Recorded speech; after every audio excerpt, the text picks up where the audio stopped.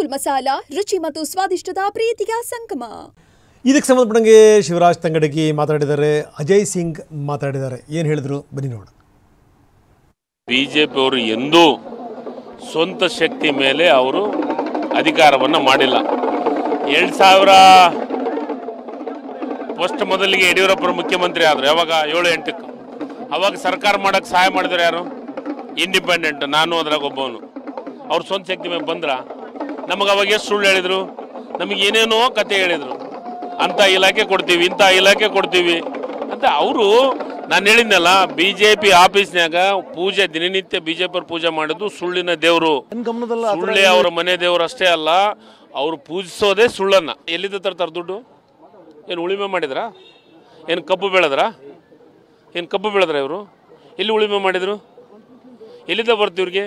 ಹಿಂದೆ 16 ಮಂದಿನ ಸಿಟಿ ರವಿಯವರು ಹೇಳಿದ್ರಲ್ಲ, ಹಿಂದೆ 16 ಮಂದಿನ BJP ಕಾಂಗ್ರೆಸ್ ಶಾಸಕರೇನು ಕುರಿನೋ ನಾಯಿನೋ ಕತ್ತಿನೋ ಅಂದ್ರಲ್ಲ. ಮೊನ್ನೆ 16 ಮಂದಿನ ಕರ್ಕೊಂಡು ಹೋದ್ರಲ್ಲ, ಅವ್ರು ಕುರಿನಾ ನಾಯಿನ ಕತ್ತೆ ಅವರು? ಅದು ಯಾವುದೇ ಕಾರಣಕ್ಕೂ ಇವತ್ತು ಪ್ರಯತ್ನಗಳು ಅವ್ರ ಕಡೆಯಿಂದ ಸರ್ಕಾರ ಆಯ್ಕೆ ಆದಾಗಿಂದ ಕೂಡ ನಡೀತಾ ಇದೆ. ಬಟ್ ಯಾವುದೇ ಕಾರಣಕ್ಕೂ ಅವಕಾಶ ಆಫರ್ ಬಂದಿದೆಯಾ ನಿಮಗೆ? ಆ ಥರ ಪ್ರಯತ್ನ ಮಾಡ್ತಾ ಇದ್ದಾರೆ ಅಂತ? ಇಲ್ಲ, ನಮ್ಗಿನ್ನೂ ಏನು ಆಫರ್ಗಳು ಬಂದಿಲ್ಲ. ಬಟ್ ಬೀಳ್ಸಂತ ಪ್ರಯತ್ನ ನಿರಂತರವಾಗಿ ನಡೀತಾ ಇದೆ. ನನ್ನ ಗಮನದಲ್ಲಿ ಆ ಥರ ಏನೂ ಇಲ್ಲ. ಅವ್ರಿಗೆ ಏನಾದರೂ ಮಾತಾಡಿರ್ಬೋದು, ಆದರೆ ಆ ಥರ ಆಗೋಕ್ಕೇನು ಸಾಧ್ಯನೇ ಇಲ್ಲ. ನಮ್ಮ ಸರ್ಕಾರ ಒಳ್ಳೆ, ನಮ್ಮ ಸಿದ್ದರಾಮಯ್ಯ ಅವರ ಒಂದು ನೇತೃತ್ವದಲ್ಲಿ ಒಳ್ಳೆ ಕೆಲಸ ನಡೀತಾ ಇದೆ. DK ಶಿವಕುಮಾರ್ ಅವರು ಒಳ್ಳೆ ಕೆಲಸ ಮಾಡ್ತಾ ಇದ್ದಾರೆ, ಎಲ್ಲ ಸಚಿವರು ಒಳ್ಳೆ ಕೆಲಸ ಮಾಡ್ತಾ ಇದ್ದಾರೆ. ಅಸ್ಥಿರಗೊಳಿಸಲು ಸಾಧ್ಯ ಇಲ್ಲ. ನನ್ನ ಗಮನಕ್ಕಲ್ಲಂತೂ ಏನೂ ಬಂದಿಲ್ಲ. 50, 60, 70 ಎಷ್ಟು ಶಾಸಕರಾದರೂ ಅವ್ರು ಪ್ರಯತ್ನ ಮಾಡ್ಬೋದು. ಇದಾದರೆ ಯಾವ ಕಾರಣಕ್ಕೂ ಇದು ಮಾಡೋಕ್ಕಾಗಲ್ಲ. ನಮ್ಮ ಕಾಂಗ್ರೆಸ್ ಸರ್ಕಾರ 2028 ತನಕ ಇದೆ. ಅದ ನಂತರನೂ ಕೂಡ ನಾವು ಗೆಲ್ತೀವಿ. ಅವ್ರು ಏನು ಮಾಡೋಕ್ಕೆ ಸಾಧ್ಯ ಇಲ್ಲ. 136 ನಾವು ಇದ್ದೀವಿ. ಹೆಂಗೆ 224ರಲ್ಲಿ 136 ನಾವು ಇದ್ದೀವಿ. ಸನ್ಮಾನ್ಯ ಸಿದ್ದರಾಮಯ್ಯ ಅವರು ಮುಖ್ಯಮಂತ್ರಿ ಇದ್ದಾರೆ, ಒಳ್ಳೆ ಕೆಲಸ ಮಾಡ್ತಾ ಇದ್ದಾರೆ.